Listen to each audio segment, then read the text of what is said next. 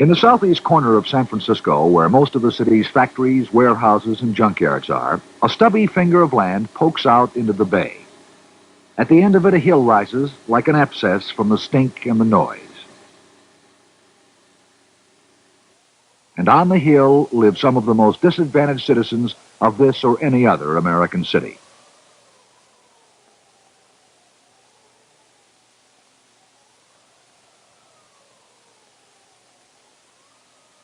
The place is called Hunters Point. It has come to symbolize urban life at its worst. Isolated from the sources of economic and political power, remote from the social and cultural resources of the city, Hunters Point is a volcano of problems that has already erupted in violence.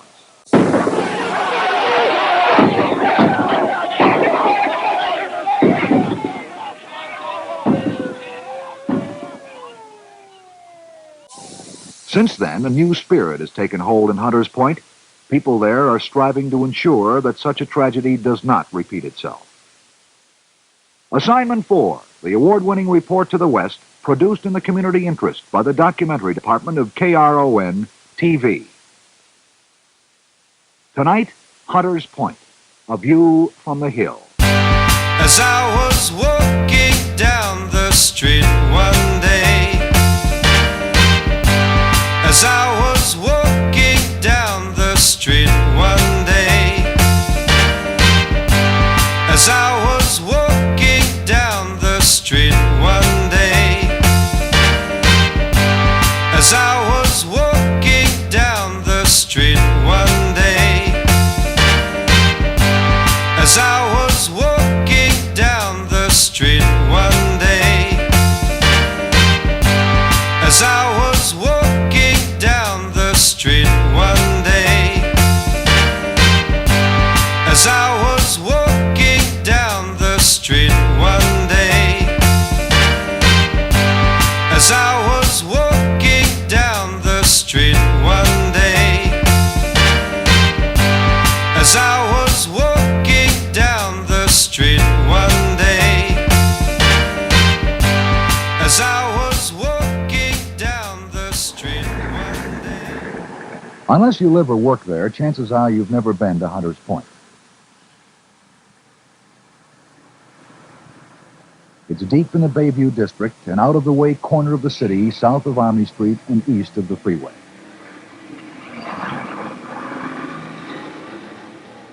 Hunters Point isn't a neighborhood you'd pass through on your way to somewhere else.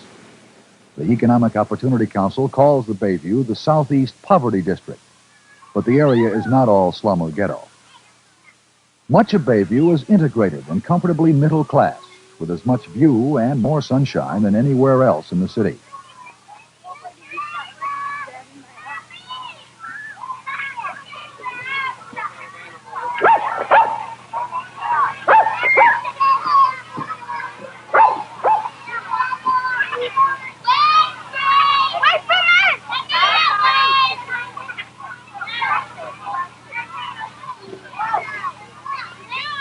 But the citizens on the sunny slopes near the freeway are ill at ease, for they live in uncomfortable proximity to the worst poverty in San Francisco. The dividing line is 3rd Street, where the trucks rumble incessantly in and out of the industrial Butchertown.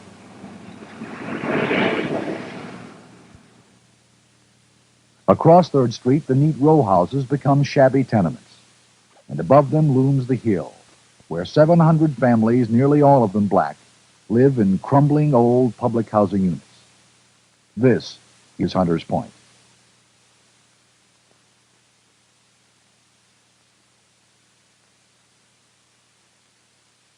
The buildings are a hangover from the Second World War, barracks built by the Navy to house shipyard workers. Instead of tearing them down 20 years ago, the Navy gave the structures to the city. Most are rat-infested, structurally unsound, and generally unfit for people to live in. Income on the hill is 25% below the city average. 1 in 5 families survives on public welfare.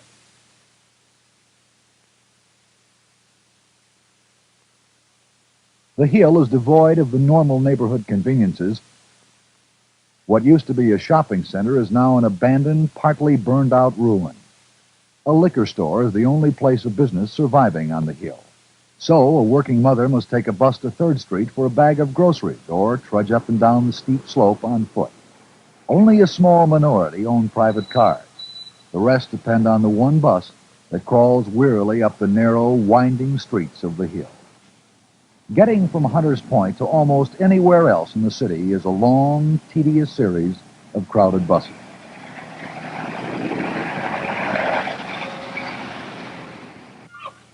Two generations have grown up in the stagnant isolation of Hunters Point. Their playground has been the barren, litter-choked slopes of the hill. Yet all around them lay a better world they knew only from a distance. Patrol 3, I'm going to be 1098 from 20th and Valencia. Inevitably, there is an atmosphere of fear and tension on the hill. Some spectacular acts of violence have occurred here, giving the neighborhood a more sinister reputation than it deserves. But those who live within sight of the hill are afraid, and those who live on the hill are hostile, for they have a longer acquaintance with fear. We'll be, and the 98 we have is 500 white male, Latin type, 35 years, 5'5", hustle kill. Is there any results on NCH 638? He stated it was correct.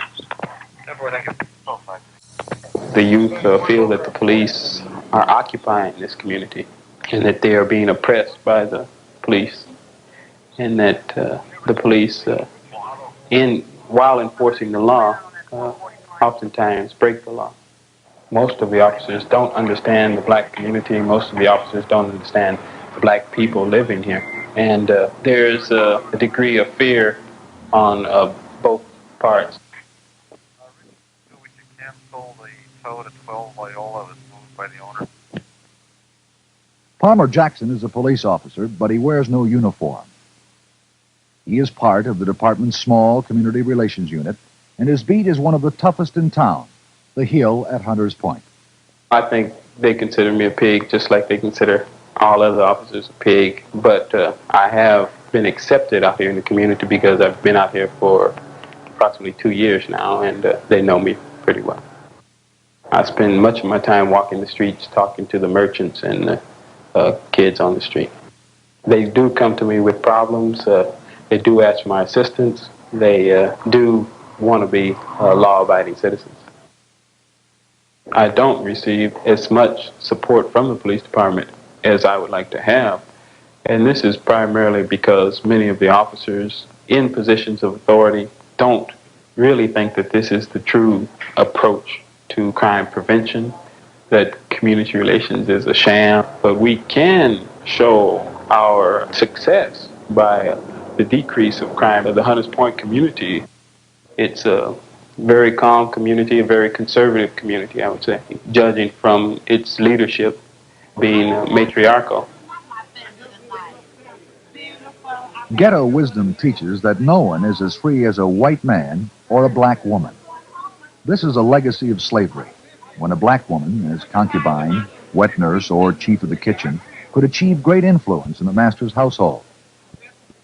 In Hunters Point, as in most black communities, the burden of public responsibility has been shouldered largely by black women.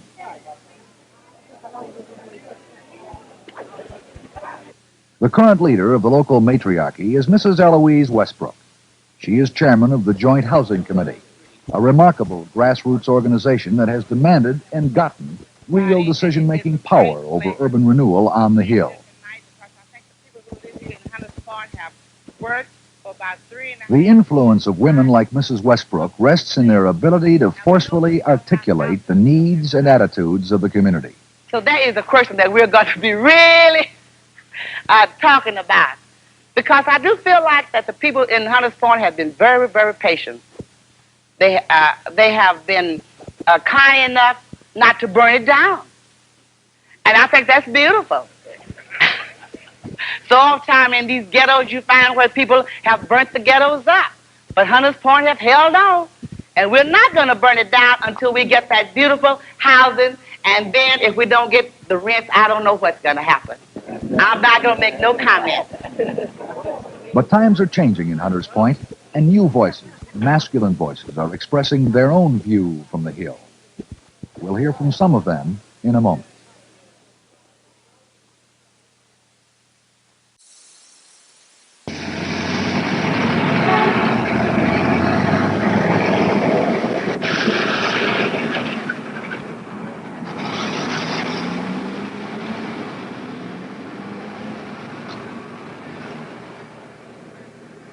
The war on poverty is still a long way from over in Hunters Point, but if the EOC has done nothing else, it has nurtured a new source of leadership in the community.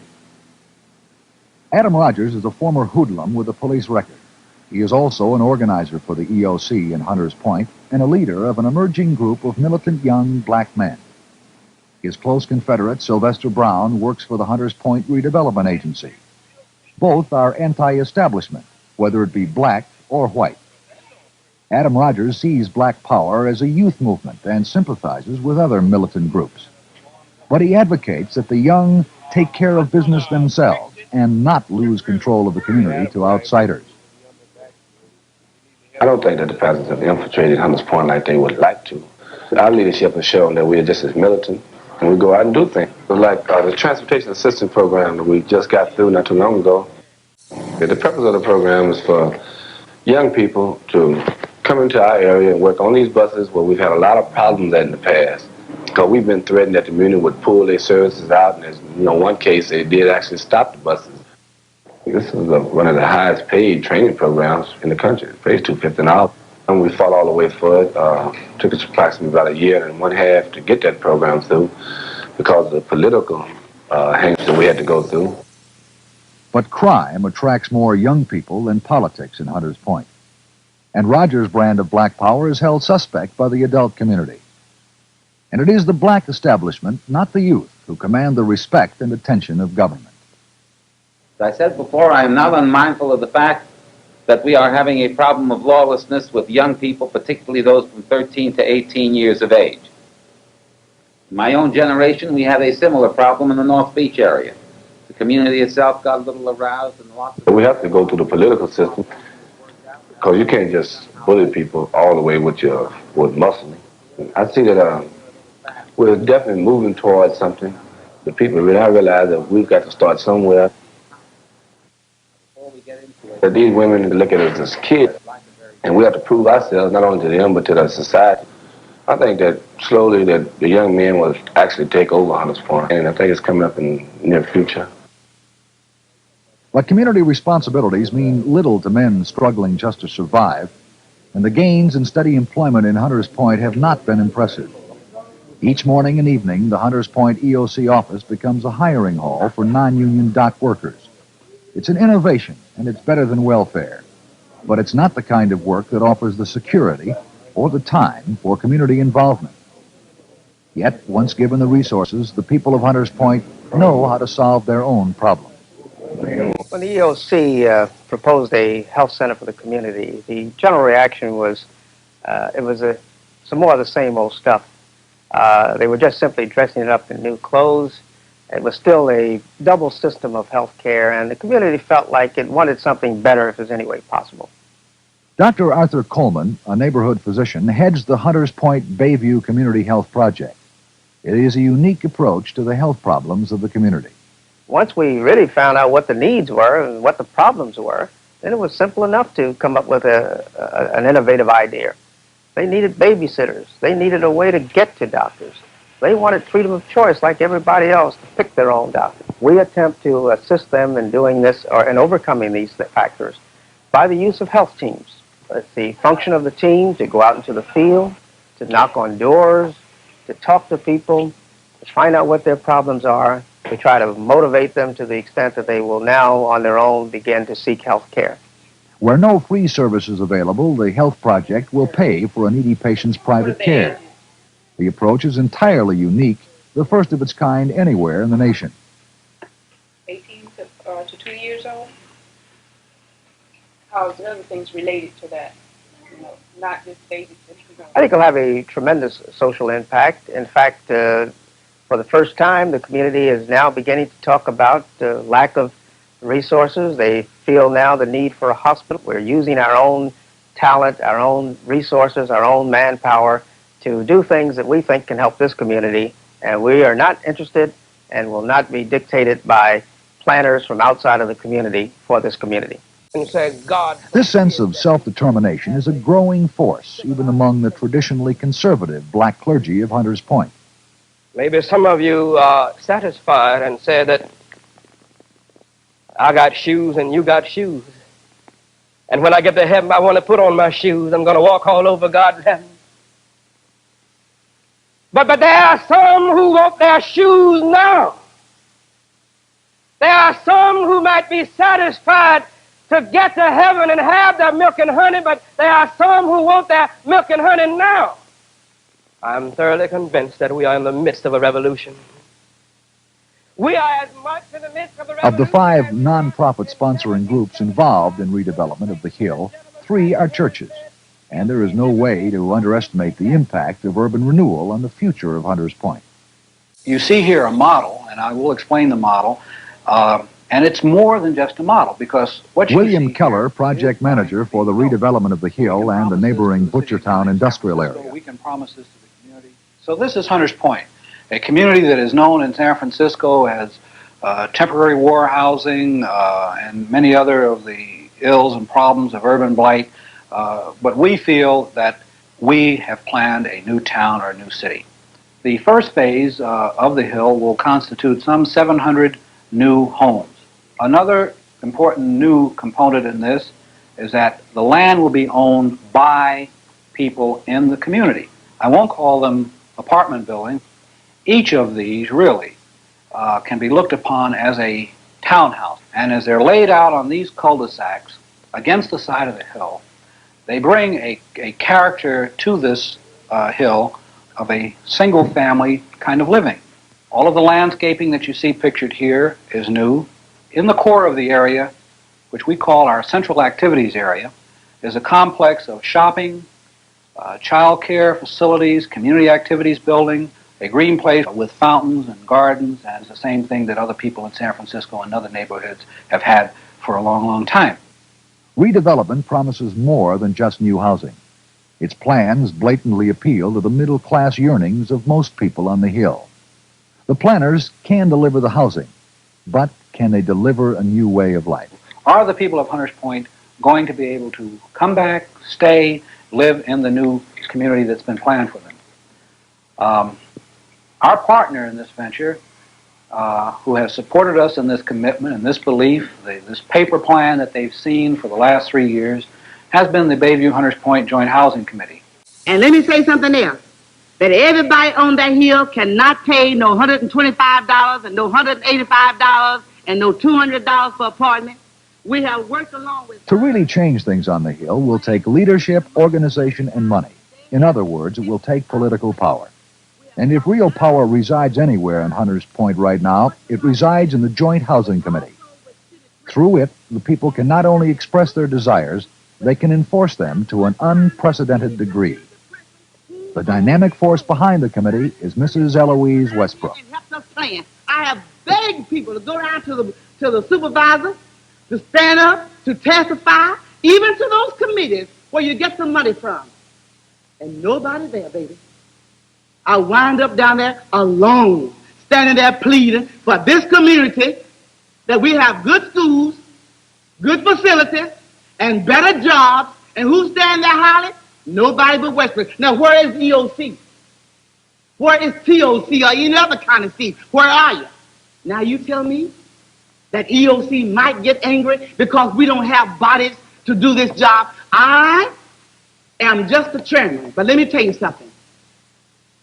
This housing is nothing compared to many young people in this community who need jobs. And let's be realistic, we women, and that's most in this committee, cannot carry it on. We're going to need men. Men know how to talk to labor unions. Men who know how to go out and talk to these industrials and to talk to all these people in this neighborhood trying to get these jobs for these young people, and quit fooling yourself. 2 or 3 old women, as Sylvester said, is not going to do the job.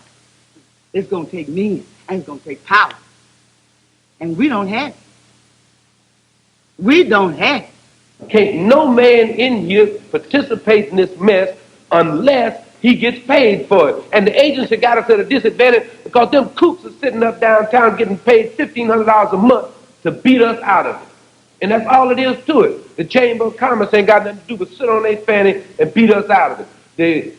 The Housing Authority ain't got nothing to do but create stumbling blocks to keep us from up on the hill.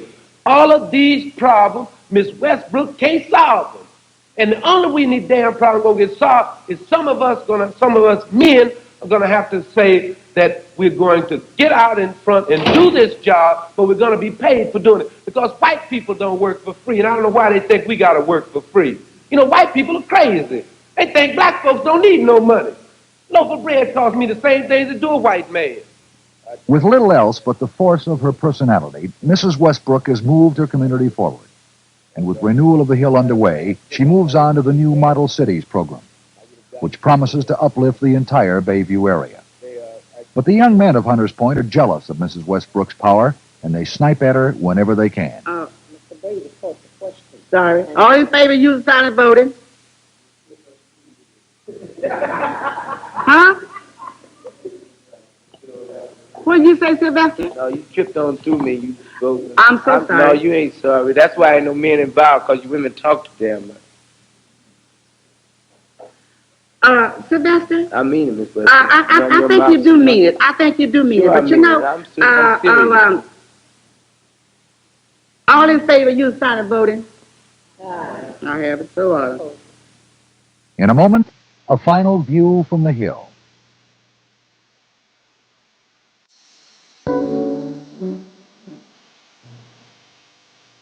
A new generation is growing up on the hill at Hunters Point.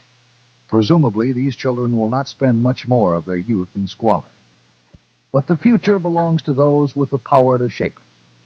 And many wonder just whose children will inherit the benefits of urban renewal in Hunters Point.